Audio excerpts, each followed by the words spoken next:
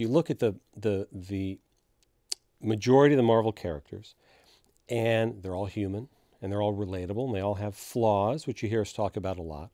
And then you have Thor. You have Thor Odinson, who's the prince of a cosmic realm and destined to be king, literally at the top of the food chain of the entire universe. That's not the most relatable place to start. But as they had done in the comics, we told the story in that first movie of the prince who was cast out, of the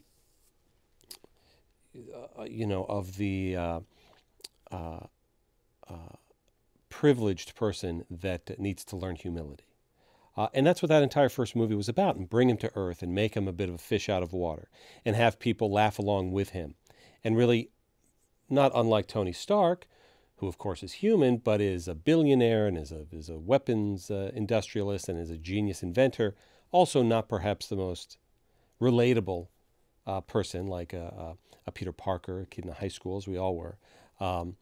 But like Tony, you put them through something, you take them through the ringer, and so that they emerge somewhat redeemed on the other side. And that's where the redemption, and that's where the relatability begins to come into.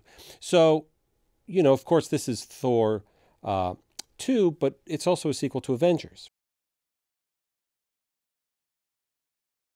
The fact that the audience responds so strongly to Tom, that they can ignore the big green outfit and the big golden horns and the fact that he's half frost giant and casts illusions, they just see him as the scorned son. He did get a bad rap. He did get a raw deal. He did get the short straw compared to the guy with the hammer and the blonde, beautiful hair. And I think they root for him for that reason. And that, he was the main bad guy in Avengers. And his widow says, he's killed 80 people in 2 days. It is a balance that you have to ride. But I think Tom is very good at that balance because he's innately likable.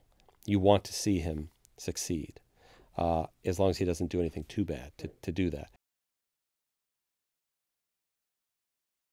We did want to say, let's take a human to Asgard, and frankly built the story around the need for Thor to take Jane to Asgard. And we don't think that happens often. We don't think humans go to Asgard much, if ever. So if Thor's going to do that, there has to be a very good reason. And her storyline, her science, her discovery, still trying to root it in the idea that magic is just science we don't yet understand, always coming from the point of view of how would an astrophysicist see these amazing events happening. And she's doing some discoveries early on in the film that lead her smack into the Dark Elf storyline and into something that Malekith himself had been searching for. We wanted it to be very Jack Kirby, very angular, very gold, very bright. While it is still all of those things, we wanted to pull back a few of the surfaces. We thought, well, there's no way a civilization people live like that all the time. So we wanted to go down, as we said, to street level in Asgard, which we do a few times in this film.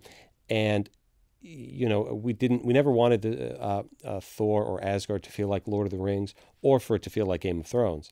But with Alan's direction, we got a few more layers of patina, of texture, of reality into our golden realm, which I think comes off very well. There are a tremendous amount of characters on Game of Thrones, Sopranos, going back to Alan's earlier days, Boardwalk, Mad Men, and they balance it very well. Now, they have 10, 13 episodes to do that, and we have an hour and 45 minutes, 2 hours to do it. But when you have a filmmaker that can navigate those kind of stories and make it seem like everyone gets their due, that was important. There are a lot of, Thor has a lot of comrades, and Jane has a lot of friends on Earth, and we want them all to be serviced somewhat. I love it. I love that Stellan, started as that small part in the first Thor, and we brought him into Avengers, and now he's a standout in the Dark World. And that in a Marvel movie and in the Marvel comics for decades and decades, yes, these seemingly small characters can continue to grow, can continue to evolve and surprise you. because you have the opportunity to keep bringing them back. And the Thor movies now are about that balance between our world and the cosmic side of the universe. And we never want to, we never want to spend too much time on either individually.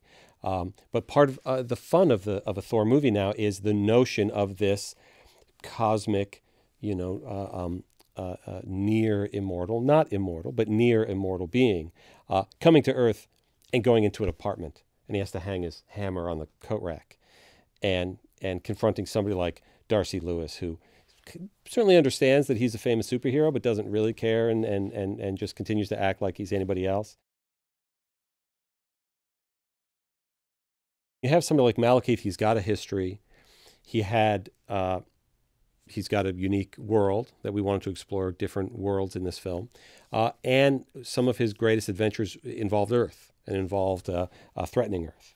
So he did, and he sort of has a cool look that we thought that our Viz Dev department could develop and translate from the comic book to the page in a cool way. So early on, he was the number one choice. There were a few others we debated briefly, but figured they'd be better off down the line. Well, that was one of the hardest casting processes that we went through was the first Thor, because you look at him in the comics and he's you'd have to cast the biggest wrestler that existed or the biggest bodybuilder, and we wanted to cast the best actor, and luckily with Hemsworth you get both.